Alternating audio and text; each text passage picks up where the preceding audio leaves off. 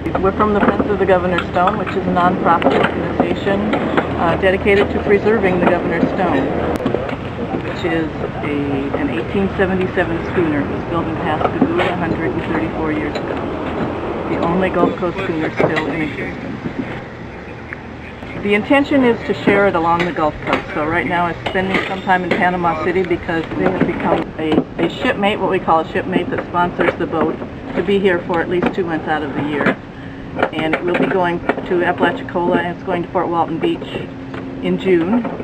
So we have these 3 locations, gaining more locations to where it will be. Well, it's going to take. Well, right now we're trying to pull out one of these transom support frame members. It had some rot in it, so we're cutting it out. We'll fabricate a new one and replace it so that we can put the transom back together.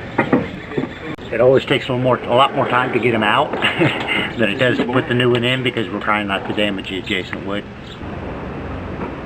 This was designed as a working boat, and it's got a hold, it's got a little cabin, but it's not something you would live in. It has in its career been a yacht where it was designed a little differently and had a galley and a reasonable sleeping area. Oh.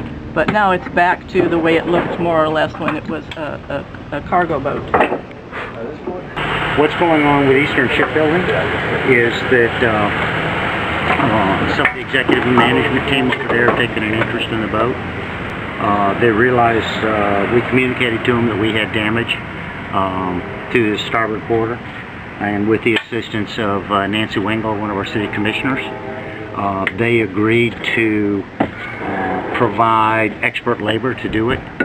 Justin is a master carpenter and comes from a family of wood boat builders, which is hard to find in this day and age. And they've loaned him to us to supervise and make the repairs. They're also providing all the material. The majority of the work has been over here on the starboard quarter. You can see that's the new oak post, which is what would have originally been used to make the boat. And that particular part actually took probably 2 full days to fabricate, to carve it from a solid. The Governor's Stone is a historic national landmark, which is a national designation. It's one of the very few, if not the only, floating historic national landmark. Over time, with the Governor's Stone, we shifted from a focus of charters, various sundry other things, and now our mission is primarily education and preservation of the vessel.